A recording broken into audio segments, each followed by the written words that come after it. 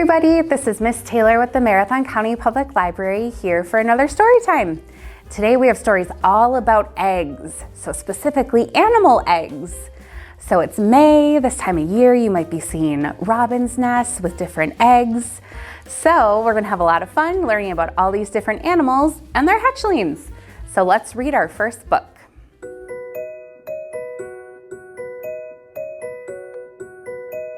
Our first book is called The Odd Egg. All the birds had laid an egg.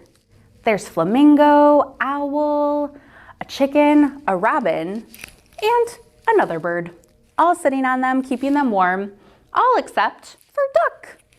No egg. Then Duck found an egg. He thought it was the most beautiful egg in the whole wide world. Number one, look at those pretty green spots. Even though Duck thought it was pretty, the other birds did not. That egg is odd. It'll never hatch, so not pretty. And then we have all of our eggs. Creak, crack, what's gonna happen? So first we have the robin egg. Tweet, tweet. Then, creak, crack. Who's gonna come out? A baby chick. Cheep, cheep. Creak, crack. Who's next? A baby owl. Tweet, tweet. Times 2 equals 4 divided by 39. Blah, blah, blah. Woot, woot. Oh, owls are smart. Crick, crack. Who's next? I'm a pretty boy. Creak, crack. Who's in this egg? Baby flamingo, honk honk. All the eggs had hatched, all except for Duck's. Duck waited for his egg to hatch. He waited and waited and waited. It's like he's knitting something while all the mothers and babies relax. Until, creak crack, and snap! Oh my gosh, a crocodile came from that egg. Did you know that crocodiles come from eggs? I did not know this until today. So that was our first book. So not only birds, but also crocodiles. And then some other animals also lay eggs. So we're gonna jump on down to the aquarium and learn about one fish that has laid eggs in our aquarium before.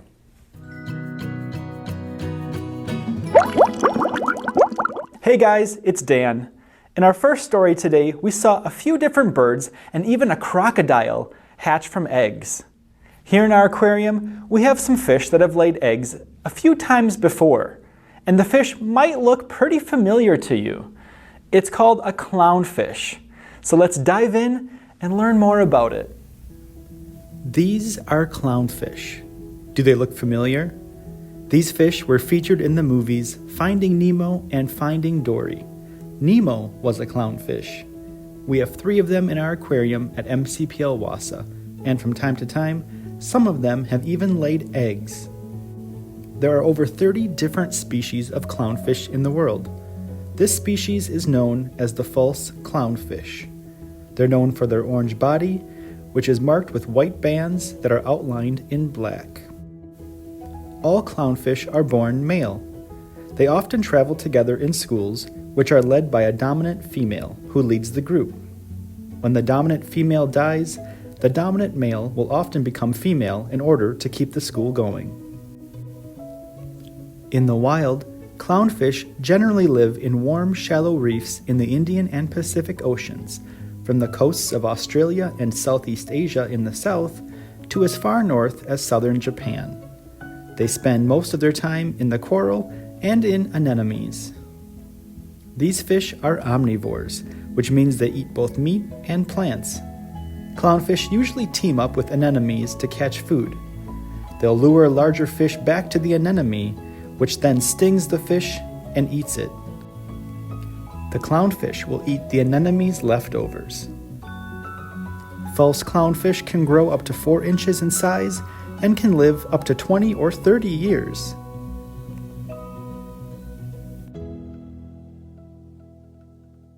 Wow, we sure did learn a lot about the clownfish today, didn't we? Well, let's go back to Taylor and hear some more stories about eggs.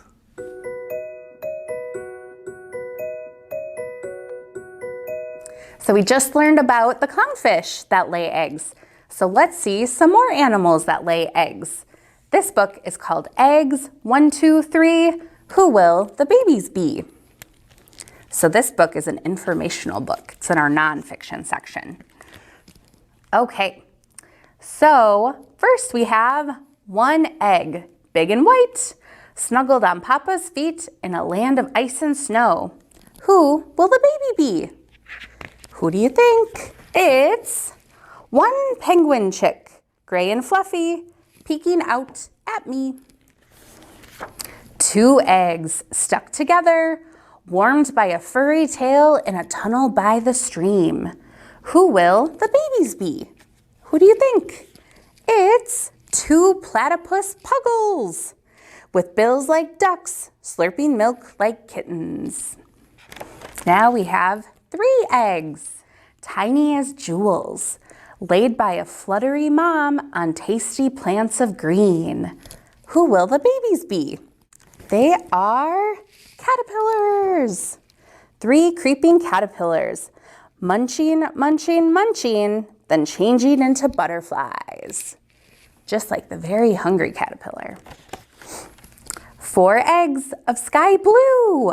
Do those look familiar? In a nest of grass and mud on a branch in a backyard. Who will the babies be? Four robin chicks with beaks open wide, begging for juicy worms. They are hungry. Five eggs, softly glowing, lighting up the grass on a summer night. Who will the babies be? They are five wiggly glowworms, their tiny tails shining, growing up to be fireflies. Six eggs, tiny and round, floating and drifting on a big blue sea. Who will the babies be? Six babies called Fry, eating, eating, eating, and soon they are fish. Seven eggs, oval and white, buried by two hind feet in the sand by the pond. Whose feet are those? Who do you think they'll be? Who will these babies be? They are seven turtle hatchlings with shells tiny and soft, scrambling to the water. Eight eggs, tough and leathery, hidden in a hollow log, warmed by the summer sun. Who will the babies be? They are eight squirmy snakelets, long and slithery, ready to be on their own. 9 eggs, round and black, safe in shimmering jelly floating on the pond. Who will the babies be? 9 frog tadpoles, breathing with feathery gills and swishing their finny tails. 10 eggs, bigger than big, laid by the largest bird in the whole wide world. Do you know who that is? Who will the babies be? So the largest bird in the whole world is an ostrich. 10 ostrich chicks who will never fly, but oh, can they run. They are so fast. You've counted all the eggs from 1 to 10.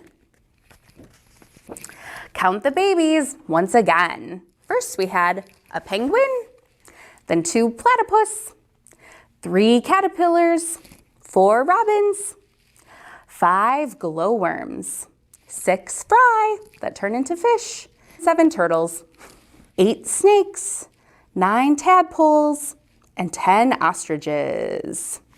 Okay, so those are some more animals that come from eggs.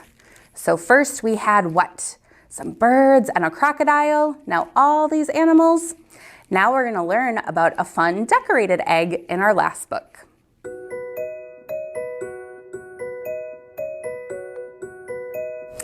Our last book is called Zonka Lays an Egg. It's might be thinking, what kind of name is Zonka? So a pazanka is actually a Ukrainian decorated egg made with patterns of beeswax and layers of dye. Many people all over the world decorate these eggs. So you'll see they have these fun designs. So that's the name of our hen, is Zonka. So let's find out what Zonka is up to. Maud laid one egg every day. Dora laid an egg every other day. Nadine always laid exactly 5 eggs a week. Gloria never laid an egg because he turned out to be a rooster. It was his job and he did it very well. Cock-a-doodle-doo! All the other chickens laid eggs regularly. All of them except Zonka. Why doesn't Zonka lay eggs? Asked Maud. Because she wanders around the farmyard day in and day out, staring at flowers and gawking at clouds, said Nadine. Oh, tut-tut, clucked Dora. She's just a dreamer. Cock-a-doodle-doo, said Gloria. Zonka paid no attention to them. She looked down at the shiny green grass and gazed up at the deep blue sky. So much beauty to see. I'm quite good at laying eggs, Nadine said to Zonka one day. You never even give it a try. Look around, Nadine, said Zonka. Look at those big red tulips and the little pink cherry blossoms. Day after day, Nadine, Dora, and Maud, and all the other hens filled baskets of eggs. Zonka didn't lay a single egg. Why? Asked Maud. Please tell us why, said Dora. Why indeed, clucked Nadine. Cock-a-doodle-doo! I will tell you why, said Zonka. Because of the pale mornings, the soft dark moss, the stripes on the crocuses, the orange cat with one blue eye, the shining center of a dandelion, the sky at midnight. I don't get it, said Maud. Zonka is just plain lazy, said Nadine. Come on, Zonka, urged Dora. You might like laying an egg. Cock-a-doodle-doo! Can't you at least try? They all asked. Zonka thought for a moment. She climbed slowly onto an empty nest. Maud let out a nervous cackle. Ha! She'll never be able to do it, said Nadine. Oh my, said Dora. Zonka fluffed her feathers and flapped her wings. She clucked softly to herself and sat down. Flutter, flutter, cluck, cluck. Nothing happened. Zonka did it all again. Flutter, flutter, cluck, cluck. Push! And at last, Zonka stood up and looked at her egg. It wasn't a white egg, a brown egg, or even a gray-blue egg. It was spectacular. Look at that beautiful egg. There were patterns of sun yellow, grass green, tulip red. There were blues as bright as day and blues as dark as midnight. That is a beautiful egg. My goodness, cried Maud. My stars, marveled Dora. But isn't it a little too much? Asked Nadine. Cock-a-doodle-doo! This egg is beautiful, they all agreed. After that, Zonka went back to wandering around the farmyard. She looked down and she gazed up. She clucked in wonder at all the colors she saw. She didn't lay very many eggs, but the ones she laid were worth the wait. A beautiful Zonka. Okay, so that was our last book called Zonka Lays an Egg. I hope you enjoyed our story time today, all about these fun different eggs. Keep an eye out for them too. You might see some birds hatching. We will see you next time for Family Story Time.